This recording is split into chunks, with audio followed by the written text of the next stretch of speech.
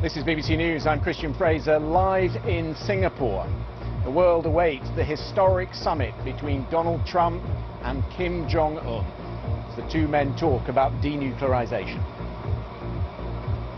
Mr. Kim is welcomed by the Singapore Prime Minister. It's only his third time that he's been abroad since becoming North Korea's leader.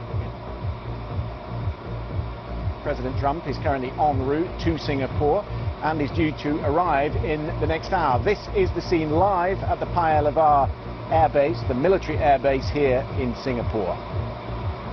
As preparations gather pace here on the island, we'll bring you all the latest.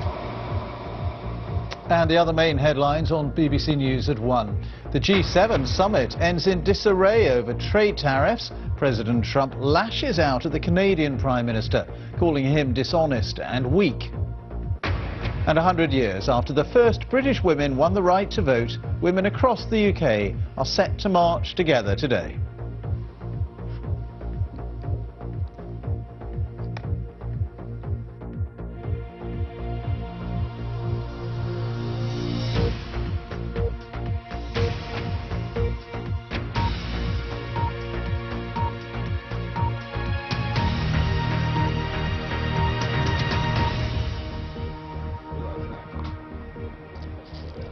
My apologies.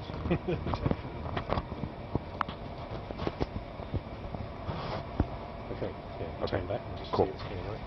Good evening. Welcome to Singapore. It is just after 8 o'clock local time here in Singapore, and in the next hour we are expecting Donald Trump to arrive here on the island. It is an unprecedented summit that we're expecting here in the next 48 hours. We've never seen anything like this before. A sitting American president meeting a North Korean leader. We know what Donald Trump wants, and you're going to hear lots about it over the course of the next few days. They call it civic, complete, verifiable, irreversible denuclearization. What we don't know is whether Kim Jong-un has that intention in mind, or indeed whether he wants to fit the timescales that the American president is coming here to Singapore with.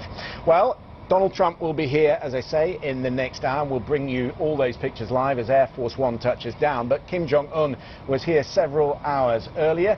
He's been transferred to his hotel on the island and has already had a meeting with the Singaporean Prime Minister. And Jane Francis Kelly has been watching all the developments. From the G7 in Canada to the summit in Singapore, commentators are hoping President Trump's meeting with Kim Jong-un will be a great deal smoother than relations with his allies, who have been deeply unsettled by the imposition of US tariffs. When asked about how he felt the summit would pan out, the president said he would know within the first minute of meeting Mr. Kim whether the North Korean leader was serious about nuclear negotiations. You know, the way they say that you know if you're going to like somebody in the first 5 seconds? You ever hear that one?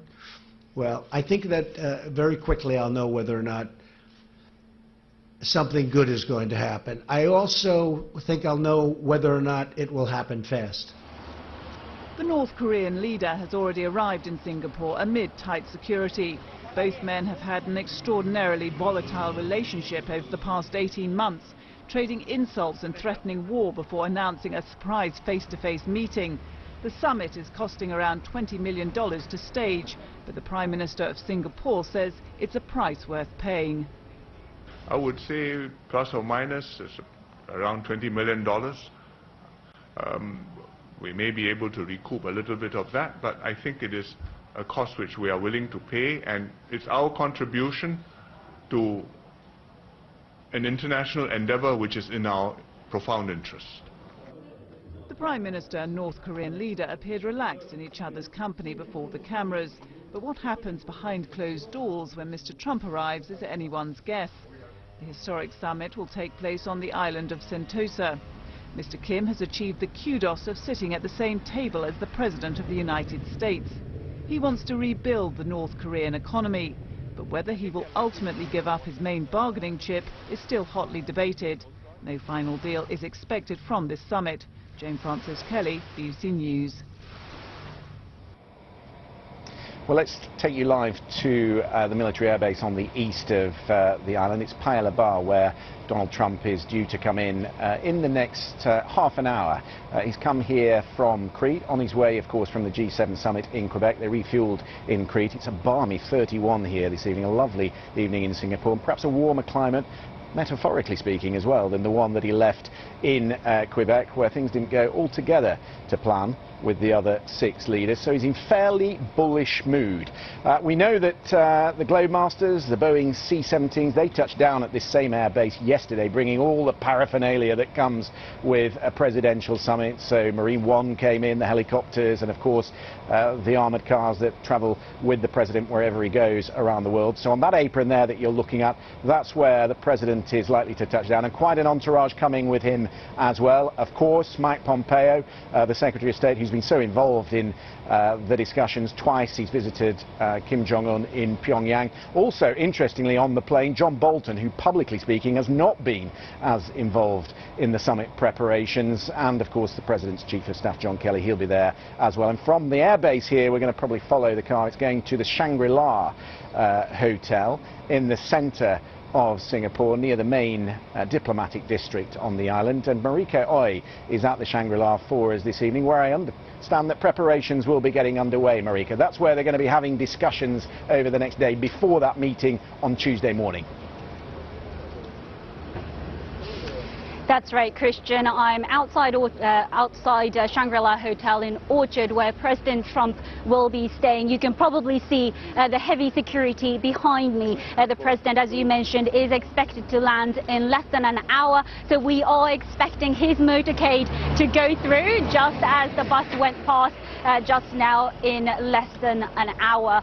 We're not too far from where Chairman Kim Jong-un is. He's at St. Regis Hotel in Orchard, which is less than a kilometre away, so you can actually walk if you wanted to. But Shangri-La Hotel is believed to have been chosen because it has experiences in accommodating a lot of global leaders, including 2 former US presidents, George W. Bush and Barack Obama. This is also where the meeting between the Chinese President Xi Jinping and the then Taiwanese leader Ma Ying-jeou took place a few years ago. So it's got a lot of experiences, and the presidential suite has its private entrance. So other than the motorcade going through, we're not going to see the sight of Mr. Trump.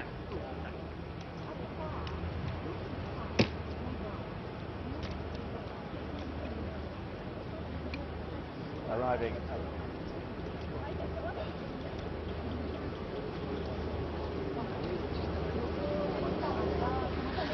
Well, as you mentioned, Christian, Chairman Kim and President Trump will meet on Tuesday at the Capella Hotel on the island of Sentosa, which is known as a resort island, and it's where all the multi-million-dollar mansions are. It's home to Universal Studio and other tourist spots. But Capella Hotel is believed to have been chosen because it can practically block it off.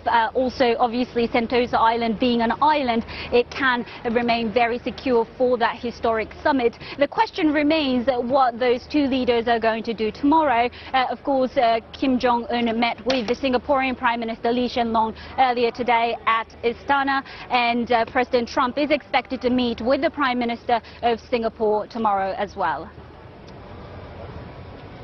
Okay, Marika, thank you very much for the moment. I'm sorry, I think you probably just lost me a couple of minutes ago, but I hope you can now hear us, that we've reconnected with you. Well, let's remind ourselves what the United States is likely to be wanting to get out of this summit. In short, for North Korea to give up its nuclear weapons. That is the ultimate aim, of course. But Mr. Trump has acknowledged that it will take perhaps longer than one meeting to realise that goal. I think that is a given. President Trump has indicated he might accept a phasing out of the programme in exchange for a review of sanctions. And of course both men place great importance on the personal connections. That could be enough to get the peace process moving. Donald Trump has said that he'll know within 5 minutes whether Kim Jong-un is serious.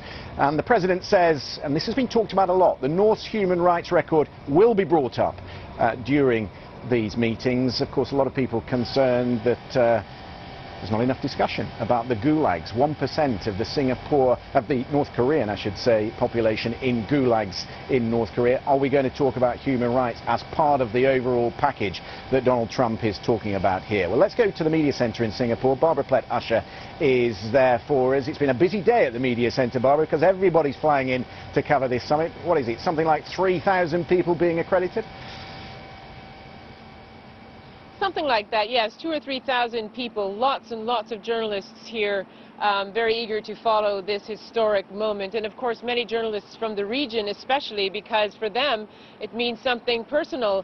You know, if there is tension on the Korean Peninsula, that affects the security broader around those countries. If there's peace, that also makes a difference, both security-wise and also economically. So there are a lot of journalists here hoping, I think, to cover the summit, but also that it will be some kind of a breakthrough towards a peace process.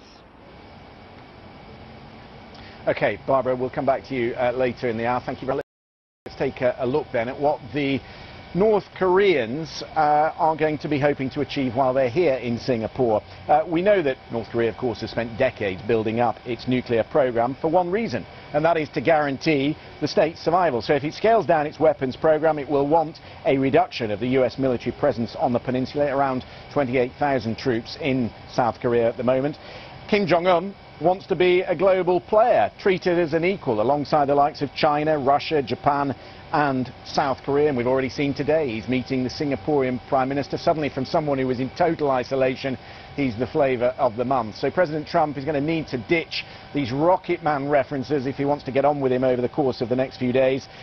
But of course, North Korea does need some money. They are desperate for all international sanctions to be lifted, which will allow them to actively engage in international trade. And if you want an idea of how deep those sanctions bite, you can just look at what he arrived on, an Air China plane. There isn't even a plane in North Korea worthy of bringing the leader to a summit like this. Well, let's speak to someone who follows the North Korean situation very closely, Dr. Robert Kelly, who's here with us at our position and will be here with us for the next few days. He is, of course, Professor of Political Science at the Pusan National University. I should give you your full title. Right.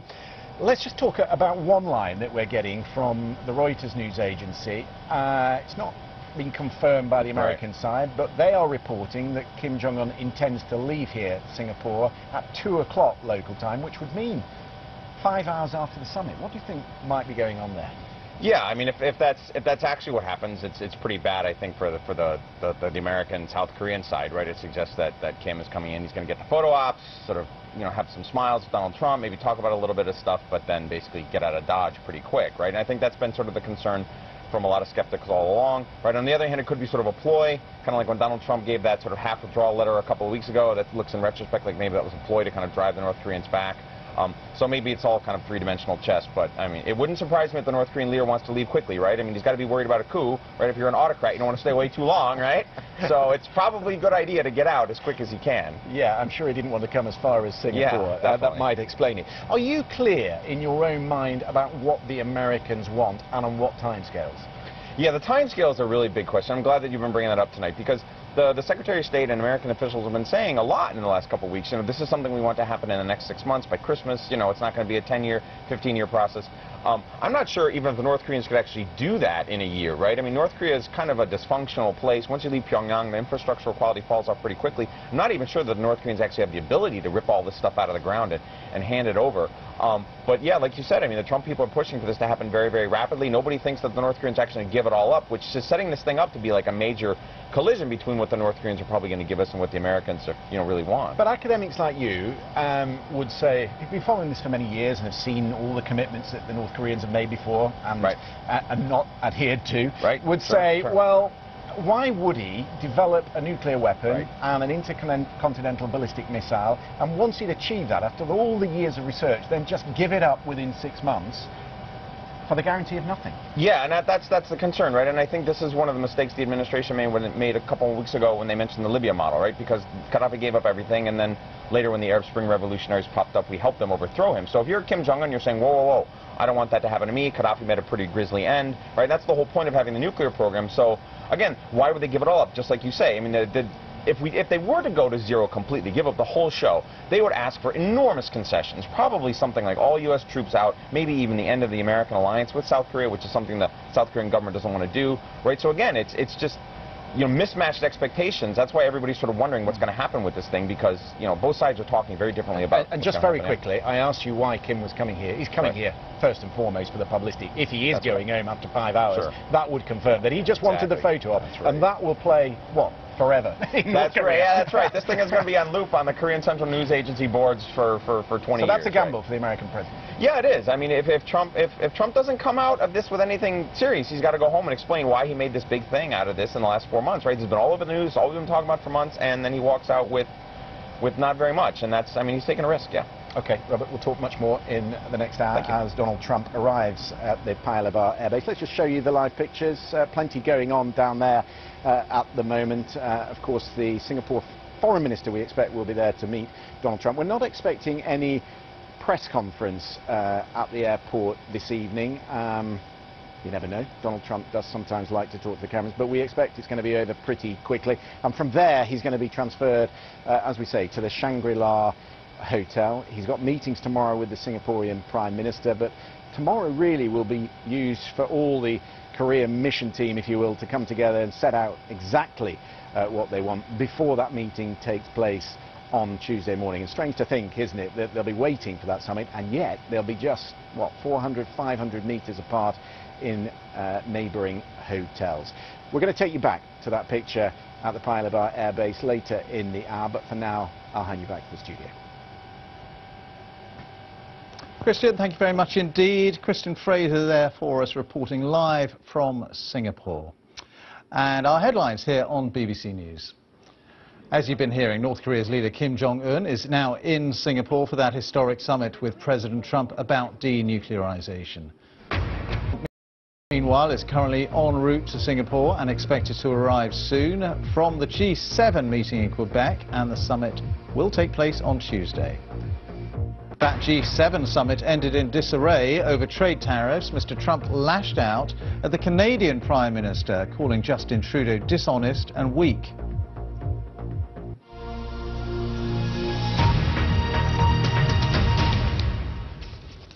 Those are our latest news headlines. Let's get a look at the sport now. And at the BBC Sports Centre, it's Tim Hague. Hi, Tim. Hello.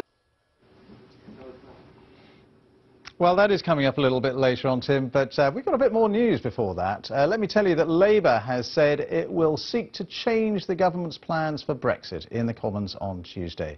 But Labour's Brexit spokesman, Sir Keir Starmer, said the votes this week were not the last chance to alter the British approach. There would be other opportunities, he said, in the coming weeks.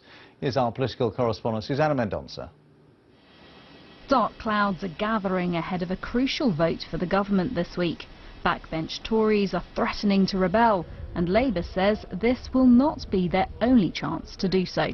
The idea that this Tuesday or this Wednesday is the last chance saloon on a single market deal is misconceived. There will be another chance with those bills. I hope we get significant victories this week on the things that matter, which is the meaningful vote, the customs union. The meaningful vote refers to giving Parliament the power to force ministers back to the negotiating table and to have a final say on what to do next if there's no deal between Britain and the EU.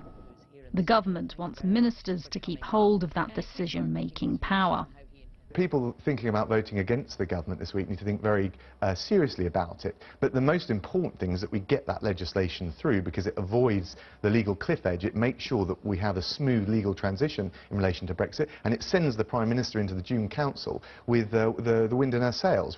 From opposite ends of the Brexit debate, Brexiteer Ian Duncan-Smith and former Home Secretary Amber Rudd, a key Remainer, have joined forces to urge potential Tory rebels to vote with the government. But this veteran pro-European says this week's votes could help the Prime Minister to fend off cabinet Brexiteers. When we get to a final negotiated deal with the European Union, then we'll be in a crisis if they behave in exactly the same way and just insist on vetoing it all. What we need to do is to rescue the Prime Minister from this terrible treatment she's getting. Theresa May will be hoping that any showdown with her backbenchers now won't leave her in a weakened position ahead of talks with EU leaders later this month. Susanna Mendonça, BBC News. The founder of the Leave.eu campaign, Aaron Banks, is facing new allegations about the extent of his contact with senior Russian officials. It's been reported that he held more meetings than previously disclosed, and that he was offered the chance to take part in a business deal involving 6 Russian gold mines. The allegations have raised fresh questions about whether the Kremlin sought to influence the outcome of the EU referendum. Let's take you back live then now to Singapore, because Air Force One, Donald Trump's plane, is just arriving there at the Paya Lebar Air Base in Singapore ahead of that crucial summit with Kim Jong-un, which will begin on Tuesday morning to talk about the denuclearization of the Korean Peninsula. Donald Trump there has flown from another summit, the G7 summit, which ended in some disarray after a row over trade tariffs, a predictable row in many ways, and Donald Trump at the end of that G7 summit really putting out a tweet in which he denounced the Canadian Prime Minister Justin Trudeau as weak and dishonest, and Mr. Trump also saying that he was refusing, after all, to endorse the communique, the joint communique between the G7 leaders that it had been thought he had endorsed, a communique about free and fair trade. So Mr. Trump clearly angered by what Justin Trudeau had said, which was that Canada wouldn't be pushed around on trade. Anyway, he's now moved on from that G7 summit and he's arrived in Singapore for talks which at one stage seemed pretty unthinkable, really, between him and Kim Jong-un, and those two men have also, of course, exchanged plenty of insults. But more recently, this summit, this on-again, off-again summit, has looked like it is on again, and it is definitely happening on Tuesday. And on the agenda is whether North Korea will give up its nuclear weapons. So it's a crucial summit, not only for the Korean Peninsula, but really for all of Asia and all of the world, which has felt so threatened by the nuclear program of the North Koreans. Donald Trump in Air Force One, arriving at the Paya Lebar Air Base in Singapore. And he won't meet Kim Jong-un immediately, but Tuesday morning is when that summit will start.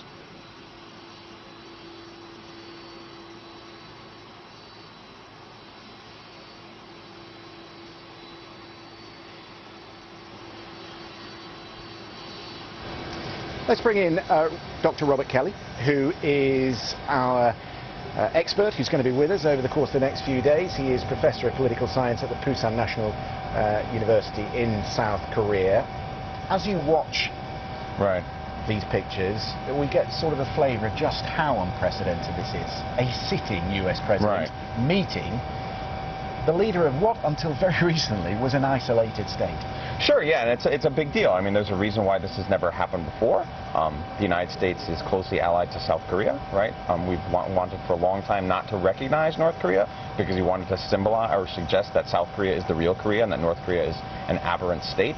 Donald Trump is breaking with that, and that's why it's something of a gamble, as we've talked about before, right? If he can actually get some kind of deal out of the North Koreans for this big gamble, then that would actually be pretty great, right? But there's a lot of question on whether or not he'll do it. But it certainly is taking a bit of a risk, right? Because we have not, we purposely have avoided talking to the North Koreans for many years. Before he came here, in his meetings with Shinzo Abe, the Japanese Prime Minister, on Thursday, he said, I'm as prepared as I need to be. Right. This is all about attitude. Right. Whether there is a willingness to do a deal. Right. How do you feel about that, having studied the complexities of nuclear deterrence in North Korea, nuclear disarmament in North Korea? I mean, it's a little worrisome because if we don't get sort of total denuclearization, if the North Koreans come in there and they want a deal, they want to discuss, they want to have a negotiator back and forth, then Donald Trump is going to need to know something about these issues. He's actually going to have to be able to debate what do the North Koreans have and how much and where is it and how powerful it is and how far the missiles can fly and things like that. All this stuff is pretty complicated, right? Missile technology is not something that regular people sort of know a lot about, and that's the concern, right? The president said he's not really prepared very much, so if we don't you know, if there's not an immediate breakthrough and it turns into negotiation, the concern is that the president is just not ready for it. Steps going up to the door. Of course, keep an eye on that just to see when President Trump appears. In terms of what they have, I mean, for people who are coming to this the North Korean debate, do we know what they have, and should we be worried about it? Sure. I think it's certainly accepted now that they have nuclear weapons, right? I mean, this is sort of, you know, that's over. The question now is just how big are the nuclear weapons? It looks like the weapon that was, the most recent test was of a weapon that was 20 times the size of the one that the Americans used in Hiroshima. And then the North Koreans also have missiles on which they can put these weapons, and we don't know how many there. It looks like several hundred at least, including ones that have range long enough to hit the United States. And when we talk about the bomb that was exploded in September last year, if that was a hydrogen bomb, that's pretty serious, because that, I mean, there's only a small number of countries, I think it's 5, is it 5 or 6 that have a hydrogen bomb. Right. Can the world live with a nuclearized North Korea? Yeah, and this is the big question, right, is that, I mean, I think what people like President Trump would have said last year when he was talking about fire and fury was that this is not actually a state that we can live with. North Korea is too unique, it's too bizarre, it's too Orwellian, if you will. You know, it's 1984 now with nuclear weapons, and we should be genuinely scared. But it's also the case that during the Cold War we learned to live with the Soviet Union with nuclear weapons. China got nuclear weapons during the Cultural Revolution, which was a pretty scary time. So we have adapted. My own sense is we can adapt to North Korea with nuclear weapons, but it is certainly the most dangerous state in the system with nuclear weapons. That is very true. These two leaders, they are quite similar. They are prone to angry outbursts. Right. They're unpredictable. They're nationalist. Right. And President Trump has already said, I'll suss this out in 5 minutes, whether he wants to do a deal or not. Right. Does that worry you? Because when you look at previous negotiations that have gone on, summits, there's been summits at the lower level, and then you bring in the leader. Right. That's the intention. You bring in the leader at the last minute. Now we're doing everything up front with a leader who we know doesn't pay as much attention to the detail as some would like. Yeah, and I think that's also been one of the concerns from the analyst community going back to the very beginning. I mean, I think I said this on BBC actually the same day that President Trump announced the meeting. 3 months is probably just not enough time to hammer out these really difficult issues. If you look at the six-party talks a few years ago, about 10 years ago, right, that took a couple of years, and it still didn't really come through, right? We've been talking to North Koreans on-off in various different ways, in various formats, through the UN and so on, going back to the 1990s about nuclear weapons, and it would be amazing if President Trump could sort of push through all that in just a few months. The doors are open. We should see the President in the next minute or so. Here he is. Here is President Trump. He's just about to come out through the doors. I should say, there he is, just appearing. Not with a red tie this time, with the blue tie. A special tie for the occasion. It's an unprecedented tie. Maybe a blue tie is right for the occasion, who knows. I should say that all the paraphernalia that comes in with the President has already arrived. It's been going on for the last few days. If you've been here in Singapore, you would see people painting the roads, they've been cutting the vegetation, they've been improving everything, the Secret Service has been here. That car that he's about to get in, that comes in early on other Globemasters, on the Boeing C-17s, all that was flown in yesterday. And there is a certain choreography this evening, so it's going to be transported here from the Paya Lebar Air Base, which is quite near to the Changi Air Base where Kim Jong-un came in early today, across the island to the diplomatic quarter. He's staying near the Orchard Road. If you know Singapore, it's the main shopping district in the Shangri-La Hotel. In fact, you were at the Shangri-La Hotel, weren't you? That's right. Just recently for the Shangri-La Dialogue. That's right. And I presume that one of the things they were talking about was North Korea. That's right. There was a whole long session about it, and the defense minister of Japan and South Korea both spoke to this, and this question of whether or not the North Koreans will give up everything came up. I actually asked a question about this myself, and the big debate is if the North Koreans won't go completely to zero, complete verifiable irreversible disarmament, CVID, what will they give us, and what will we be prepared to negotiate away for that? Will we give them sanctions relief, aid? Will we give them some removal of American forces?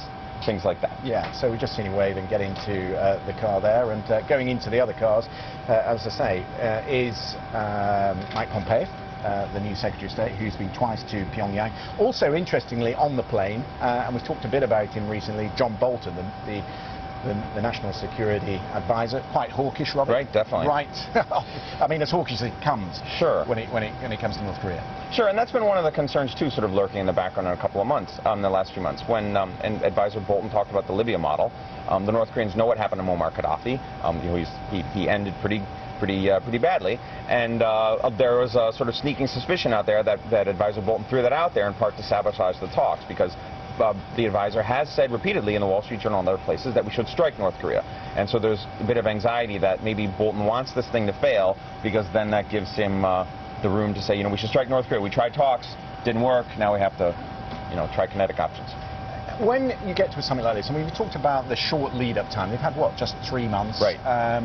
And, of course, a lot of people are worried about the preparations that goes into it. But is there some material that you can pick up from previous negotiations that are applicable here, as we just watched the convoy moving out of the airport? Yeah, I think that's right. And that's, again, I think some of this may be just the president's unwillingness to sort of like harken back to people who came before him. It's pretty obvious, for example, that Donald Trump doesn't like Obama, President Obama, for example. But I mean, there was work done during the Obama administration on a deal in 2012.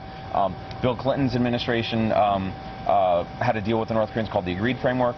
George W. Bush worked on something called the Six-Party Talks. So there is sort of a long history of negotiation with them, and hopefully some of that can get picked up and used and repurposed, so the president isn't starting completely from zero in just, you know... That is the interesting point, isn't it? For all the criticism that he has of Presidents Obama and George W. Bush, they should have done something about this, they didn't, they left it on my plate. Let's not forget that what he has been promised thus far by the North Korean side, denuclearization, both Obama and George W. Bush have the same promise. Sure. And we've all been working on this issue going back to the early 1990s. So what more do you need to see then, rather than, I mean, this will, you know, of course it will be a bit of grip and grim, right, and there'll be the photo opportunity, but if this is concrete, what more do you need to see apart from the process and the promises of we're going to denuclearize?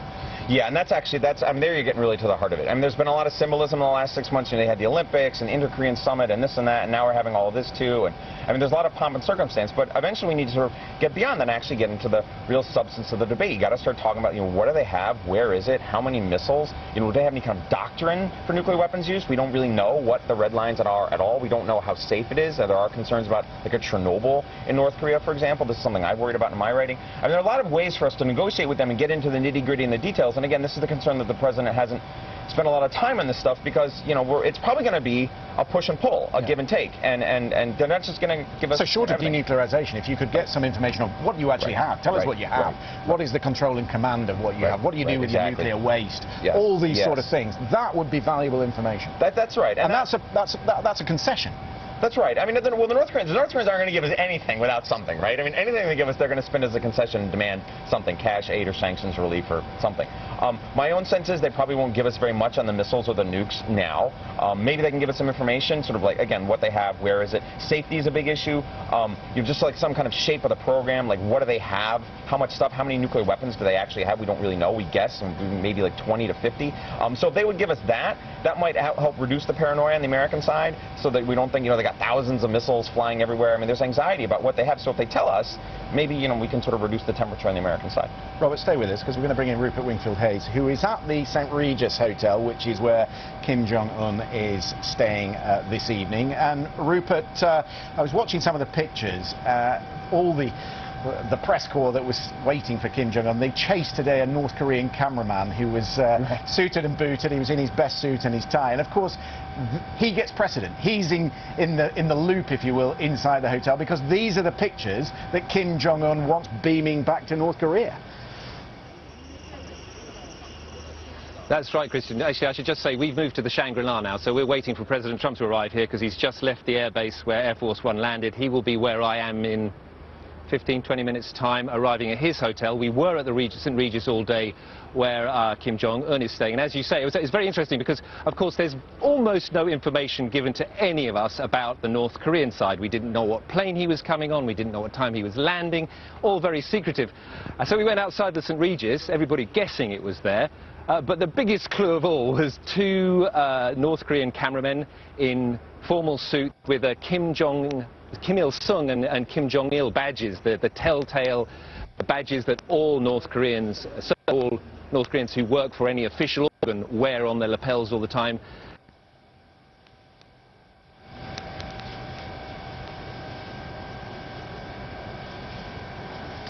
I think we've lost communications with Rupert there. We'll see if we can go back to him, because he is at the Shangri-La, and we might see those pictures of Donald Trump arriving at the hotel, probably, as Rupert said, in the next 10 minutes or so. It's just interesting. He was describing that. You couldn't hear him, I don't think, Robert, but he was just saying that they had two cameramen there who were wearing the badge of Kim Jong-un. And you were telling me earlier today when we were talking about what North Korea is, and we shouldn't lose sight of the fact that this is a mafia state. It's run by a mafia boss. Yeah, it's basically like a clan state, right? I mean, really, it's sort of Kim's at the top, and you know, everybody's seen that really famous photograph of sort of North Korea at night, right, where the capital city, the imperial city, is sort of all aglow, and the provinces are sort of lost in darkness, and it really kind of shows you the way the North Korean elite treats their own people, right? They basically sort of bleed them white, and all the resources go to the capital, and to a certain extent, I would argue that's also how they treated the international community, constantly sort of shaking down, asking for handouts, asking for aid, and so that's one of my concerns about what kind of deal we're going to have with the North Koreans, because you know, if they haven't really changed, if they're not a more normalized state, any deal we're going to have with them, there's going to be concerns that they might undercut it as they have in the past, right? I mean, what we really want is for North Korea to be less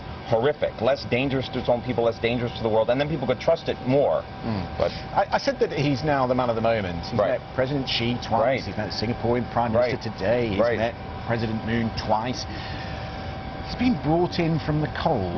What do the South Koreans make of all this, particularly those on the right of politics in South Korea? Yeah, there is sort of growing concern on the right about where this is going in South Korea. I think President Moon, though, does have an approval rating around 80–85% last time I checked, and I think in part that's because Donald Trump's fire and fury rhetoric, totally destroying North Korea last year, that really scared South Koreans. Actually, it scared them a lot. And that has created sort of a dovish consensus, if you will, for Moon to engage North Korea.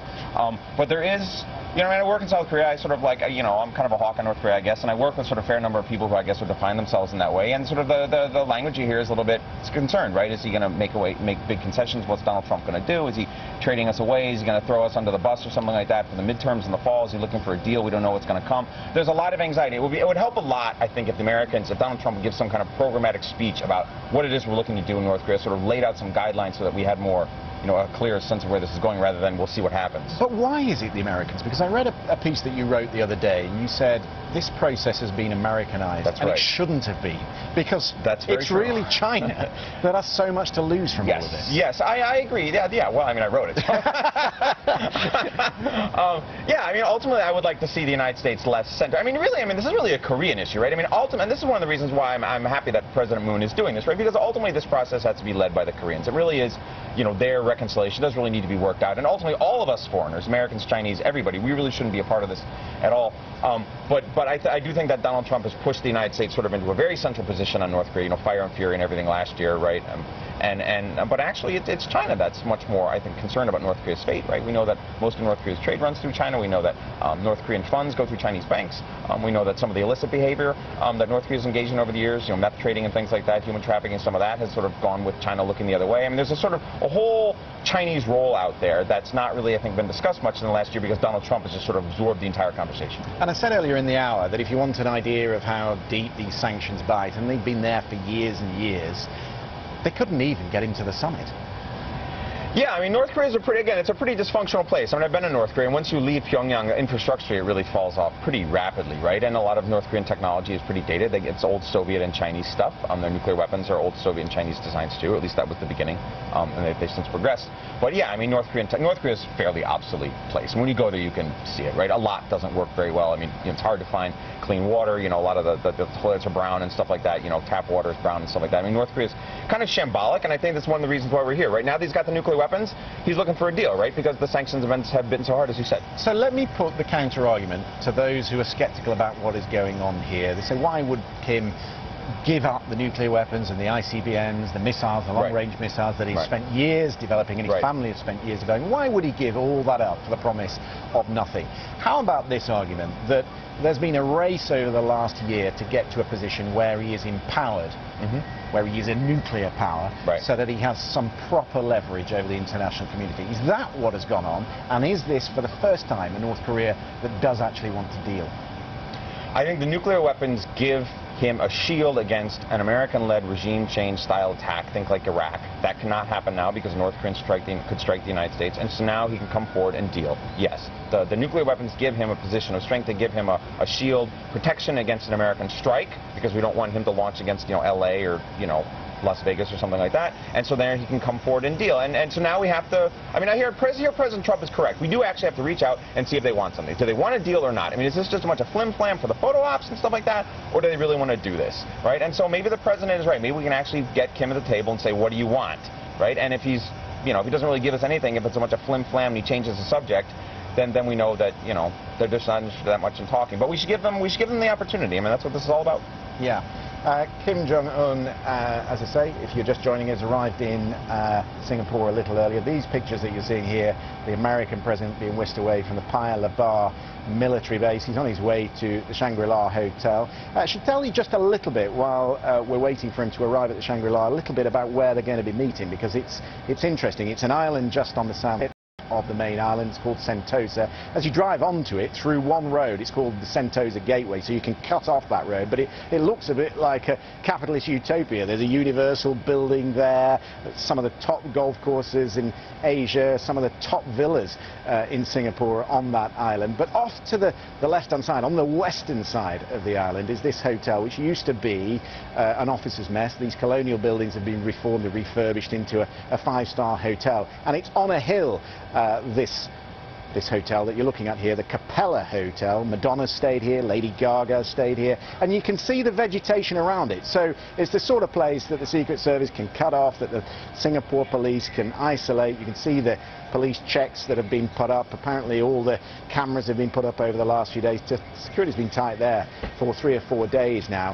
And it's the sort of place you can seal off away from the prying eyes, apart from the pool, who will be invited in to take the pictures. But there's the beaches. Are they going to walk hand in hand down the Golden Sands? Who knows? I should remind you about some of the things that we've heard on Reuters. Let's bring in Rupert Wingfield-Hayes, who's outside the Shangri-La Hotel. I was just saying, Rupert, one of the reports that we've had tonight from Reuters, and I don't know if this stands up or not, it would be surprising to say the least, is that he would leave Kim Jong-un at 2 o'clock on Tuesday. That would mean he'd only been on the island for 5 hours. If that is true, then that would leave serious egg on the face of the US president. Been hearing those reports as well, and I can tell you, Christian, that it's taken everybody here by surprise, I think, because there was a sense, certainly the feeling was, this is a meeting that the North Koreans have waited for many decades.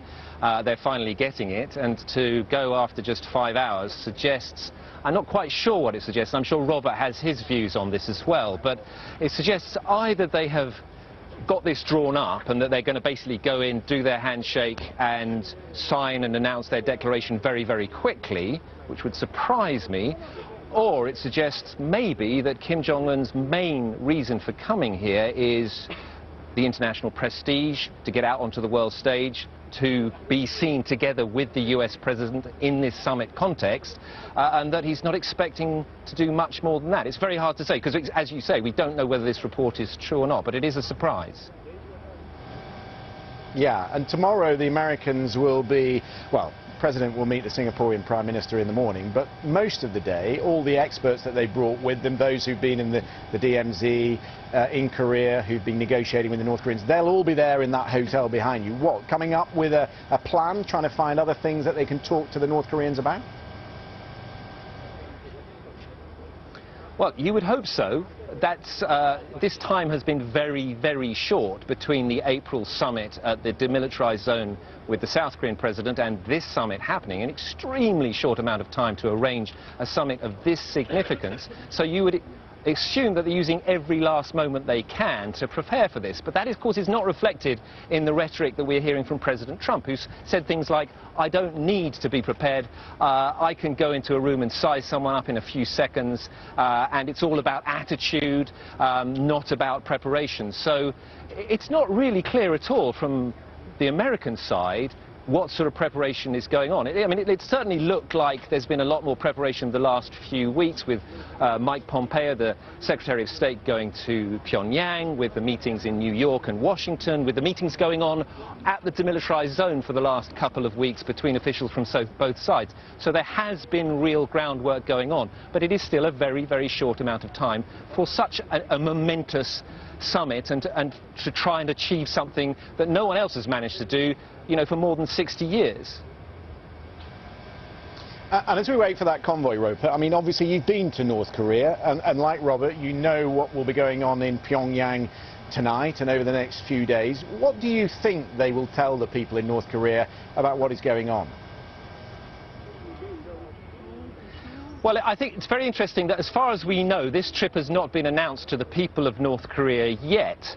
And yet what I've seen on the streets here in Singapore today of the comings and goings of Kim Jong-un, with camera teams in cars in front of him on the street, this is a huge, huge thing for Kim Jong-un to come here, to step out really onto the international stage for the first time. Let's not forget that the only places he's been to since he took over in 2012 are China and the demilitarized zone just a few meters across the border into South Korea. So this is coming really out to a completely different place, hugely under the international spotlight here, being, fated as a statesman now, effectively, being shown as an equal to the US president. I think even in all the choreography, the fact that he has got, big, two very large bulletproof limousines, one which we've never seen before. It's a Maybach 62. It's a sort of $500,000 US German limousine that I've never seen before,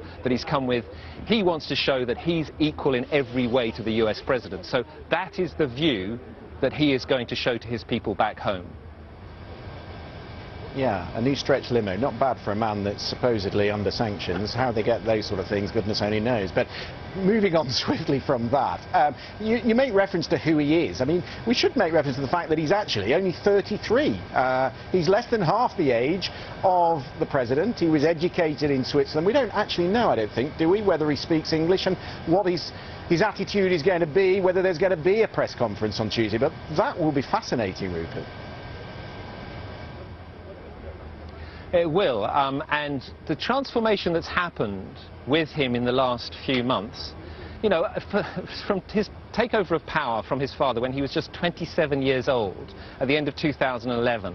Remember those scenes in the snowfall of Pyongyang when Kim Jong-il's body was being taken atop a stretched limousine to his funeral, the huge crowds coming out in the driving snow and freezing cold, and Kim Jong-un, a 27-year-old, barely into adulthood, barely having trained at all to take over from his father, breaking down in tears several times during that ceremony, that funeral. Many people at that time wrote him off, said, this is a kid, he's got no experience, he will not survive in the brutal world of North Korean politics, and that he will be essentially shoved aside, and the old men who surrounded his father will take over, and there will be a collective leadership in North Korea. Well, how wrong have they been? Now, in 2018, he has solidified, secured his position as the supreme leader of North Korea. He's got rid of his half-brother, he got rid of his uncle, he's effectively moved aside a lot of the old guard, and he is very, very much secure, in control as the supreme leader of North Korea today. So I don't think anybody should underestimate him. He is very young, but he has seemingly been a lot more wily and a lot more ruthless and a lot more effective than people thought he would be 6 years ago. As you say, we didn't get much information of when he would arrive here, but lots of people were following the flight tracker today, watching not many planes leave Pyongyang. In fact, there were 3. We understand now, or we're hearing in the last few minutes, Rupert, that one of them, of course, the Air China flight, was carrying Kim Jong-un. His sister was on this Soviet-style aircraft, which we know he's travelled on before, which also left Pyongyang. And Robert was making the point, this is quite something, because he's got his chief of staff there, the head of the foreign service in North Korea is with him, his sister is here. So the top echelons of the leadership in North Korea are here in Singapore. And for a state that is so paranoid, perhaps that's quite dangerous. Yeah, there's always talk. Sometimes the regime itself talks of the danger of the Supreme Leader leaving the country. In the run-up to this summit, there was talk about him not wanting to go too far away because he wants to get back home, get out here and get back home quickly. But the fact that he's brought such a large entourage, including, as you say, these very senior figures in the regime, and brought his sister, I don't know. I mean, we're just guessing, really, but it strikes me that this is striking a much more confident figure than, for example, his father, who clearly did not enjoy foreign travel, never took aeroplanes, went by armoured train when he went anywhere. This is a different leader. Whatever we think about Kim Jong-un and some of his human rights record and the 100,000 people who are in the Gulag in North Korea, he is a very different figure from his father. And we're just about, I don't know if this is going to hold up, but we're just about to see, it looks like Trump's motorcade is arriving here behind me. These are the first outriders, but I don't know whether you can see this behind me, Christian, or this is the first cars from President Trump. Some time, just see if we see the convoy. Yeah. We can see the flashing blue lights coming around the corner. So here we go, yes, those.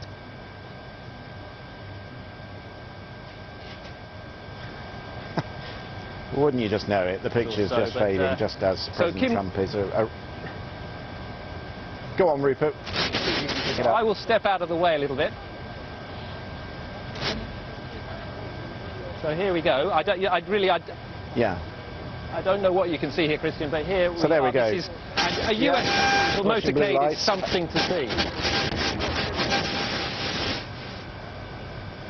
Isn't that extraordinary? Yes, it is something to see. All the Secret Service personnel who are there. We think the President may be in that one. Of course, all the staff as well. Mike Pompeo, the Secretary of State, John Bolton, the National Security Advisor, the Chief of Staff, and also, of course, the pool. There are journalists who are inside the bubble who travel with the President. They're not allowed outside that bubble while they're on a presidential trip, but they will all go to the same hotel and they all travel together as well, and they're staying, as Rupert has told you, at the Shangri-La Hotel, where in fact other US presidents have stayed. President Obama stayed there, George W. Bush has stayed there. It is a place where they hold these kind of diplomatic events. In fact, just the other week they were holding the Shangri-La Dialogue, which is a big military conference. World leaders from 50 countries, ministers, they were all there. Rupert, can you hear us? Can you hear us? Yeah, Christian, I can hear you. I hope you can hear me. Just something, a couple of interesting notes. President Trump was in the second of the limousines there, but just a very interesting note. I've seen one of the big suburban cars go past me here, and as the lights flashed on it, I saw John Bolton sitting in the back of the seat, the National Security Advisor, a very controversial figure in the Trump administration. Many people thought he perhaps would not accompany President Trump, and that Mike Pompeo would be, the Secretary of State, would be the main figure. But he is here, he is in that motorcade, and I'm not sure how the North Koreans are going to react to the fact that John Bolton has accompanied President Trump here. Very interesting. Look at that convoy. Worth sticking with those pictures. Apologies as they dropped in and out, but worth sticking with Rupert just to get those thoughts. John Bolton sitting next to the President. There you go. Not a public figure that we've seen much of in these negotiations because of his thoughts about North Korea. He is hawkish, but the US delegation is here and the summit is go.